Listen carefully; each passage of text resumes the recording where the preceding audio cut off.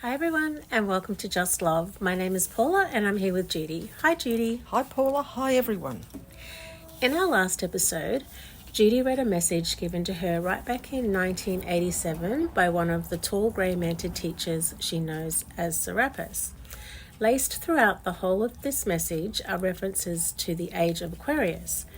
Our homeworld is being raised and refined from fourth to fifth world consciousness, and we are feeling it. Serapis also gives us droplets of very sage advice to navigate these interesting times. Yes, Paula, he sure does. Being a mantid, he's a very highly evolved being, and the energy I feel with him is quite angelic. At the same time, he has a brilliant sense of humour, as all highly evolved beings do. My friend and co-author, Helene, also knows him well, as he visited with them on several occasions, and as mentioned in an earlier episode, he once showed himself to her in the local shopping centre, of all places. Lucky he let her see him as an elderly man, otherwise she probably would have freaked out. Oh, yes. And speaking of appearances, he gently reminds us to be respectful of outward appearances because those who are quite different in appearance to us also aspire to godliness. That's so very true. Humans of Earth generally cannot see past the outer 3D appearance of others, and the Reptarians, the planetary controllers, use this as a means of causing divisiveness among humanity, focusing on skin colour, language and physical appearance to put others down. They also take advantage of this prejudice by encouraging humans to believe that only blonde-haired, blue-eyed beings from other worlds are good, and those who don't appear this way are demons. The truth is, outer appearance counts for absolutely nothing. As one of the Grey teachers once said, if Earth humans could get to see some of the other weird and wonderful beings that reside out there in the universe, they'd look upon us as very ordinary and human in appearance. And this next piece of advice from Serapis is incredibly relevant as we transition from third dimensional frequency to fifth dimensional frequency. Judy, you have often told us that the fourth dimension is a bridge and it is also a testing ground. So this is why this piece of information from Serapis is so integral to this time. He says, a truly spiritual teacher does not preach fear, hatred, and judgment. Their words are simple and their only message is pure unconditional love and respect for all. Unconditional love expresses through compassion, patience, and peace. It embraces all cultures, all religions, all languages, and all nations with respect, tolerance, and non-judgment, never ever elevating one over another or putting others down. Yes, Paula, that's one of the best pieces of advice I've ever heard. There are just so many so-called gurus out there preaching fear and judgment, and some of them do come across as being very powerful and psychic, producing seeming miracles to suck in followers. Power in this sense does not necessarily mean that they're good. You have to be so careful of who you put your trust in. And this has gone on for over millennia, with all the fear and judgment spread through various religions. It also applies to politicians and other world leaders who promote divisiveness and warmongering. Train yourself to feel into their energy. Ask yourself this: are they expressing unconditional love or fear with their words? Yes.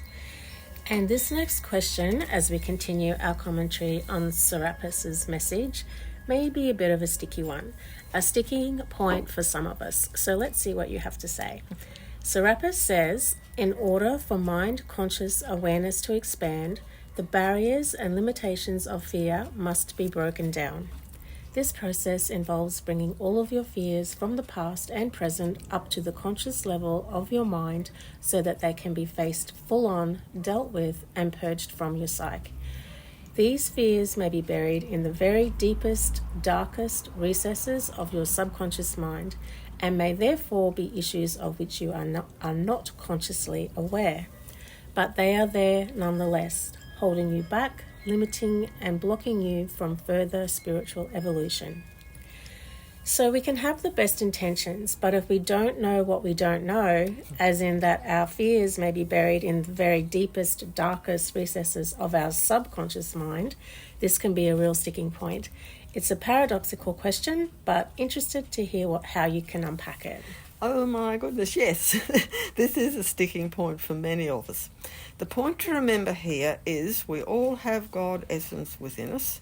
So the bottom line is we create our own reality through the way we think and focus our minds. Now again, to clarify, here we're not talking about the fear of picking up a poisonous snake or doing a tightrope walk across a canyon. These fears are sensible and designed to keep us safe and well. The fears that Serapis is referring to here, and I know he brings in the fear people have of the Greys, is the fear and prejudice so many Earth humans have of anyone who is different. Many of us just cannot get past the old herd instinct from our animal past to fear, mistrust, or even despise anyone who is different in appearance, culture, religion, etc. This is why the Greys are playing such a prominent role in our evolution as a human species. They look so very different, and it's this acceptance of difference that we need to deal with before we can evolve to the next level. In fact, Maris brings this up in the next message that we'll be presenting later, once we've finished dissecting Serapis's words. Judy, I want to highlight the point you make, which is to remember that we all have God essence within us. So the bottom line is we create our own reality through the way we think and focus our minds. That's such a gem. So in every now moment, ask yourself, where is my focus? Granted, this is not always easy if something is playing on your mind, but if that's the case, Judy, you've also encouraged us to connect with Mother Nature, to partner with Gaia, to just go outside and put your feet in the grass, be in nature, go to the beach, put your feet in the sand and swim in the ocean. And remember, water in all of its forms is cleansing, so be creative there. Also, if you're feeling in any moment in time that your vibration needs to be resonating higher, you can always ask for help. Because we live in a free will zone, we must always ask, put our request out there and invite help from the unseen in. Absolutely, for sure. And don't beat yourself up when you do slip. We're living through times that are not easy. Many of us are struggling. Just try to remain aware when you need a lift. The garden is my go-to place, or else I give myself an aura cleanse and try to connect with the family upstairs. Just knowing they're there helps a lot, and they are, whether you're aware of them or not. Yeah.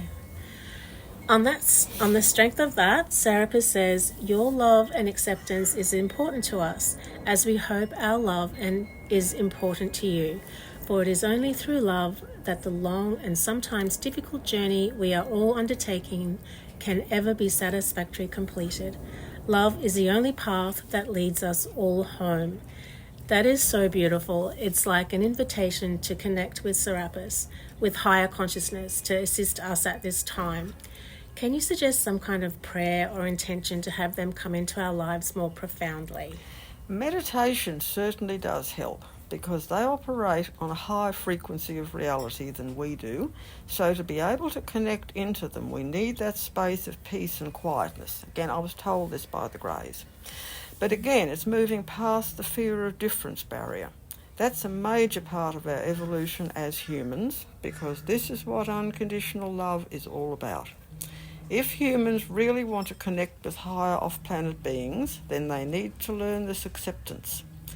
As the Greys often say, if Earth humans cannot accept one of their own who has a different appearance or belief system, then how will they ever accept us or others out in the vastness of the universe who look so very different? If I remember rightly, there's a scene from one of the movies, Star Trek I think it was, which is referred to as the bar scene, in which all these myriad different looking ET beings are gathered together in a bar. That's what it's like up on the motherships, with everybody getting along and working together. Zetas, Pleiadians, Arcturians, Sirians, you name it, they're there. I remember this from the meeting we had up on one of our ships back in 2011, when I was asked to write our extraterrestrial presence on Earth book. I always think of this when I hear people saying that so-called Pleiadians have warned them about the Greys as being evil. Greys and Pleiadians are the best of friends, and in fact it was a group of tall Pleiadians that I tried to discreetly hide behind when they were asking for volunteers. I can remember quietly stepping back behind one of them, who promptly and jokingly pushed me forward with the suggestion, "Go on, Alorca, you're a published author down there. Why don't you write a book on the planetary hijacking? People need to know who did it." Thanks, guys. Yes, of course, because they're all on a higher vibrational frequency. But we are getting there. Hopefully one day soon we'll all gather in a bar here on Earth and have the best of times. Hopefully it will be in a quaint little pub somewhere in the UK. I wouldn't mind a tapas bar in Spain either, where you can have a meal as well. I love tapas. On that note, if people want to read more about all of this in detail, my books are available from Amazon, and they are The Zeta Message, Human by Day, Zeta by Night, Extraterrestrial Presence on Earth, Lessons in History, and my two most recent books, both Kindle editions and both also available in German, An Interview with an Alien, Comments by an Undercover ET, and Cosmic Spirituality, Blending Religion and Science in Oneness from an Off-Planet Perspective. They can all be ordered through links on our website below. Thanks, Jude, and thanks everyone for listening. Please share, like and subscribe, and we're sending you much love. Bye for now.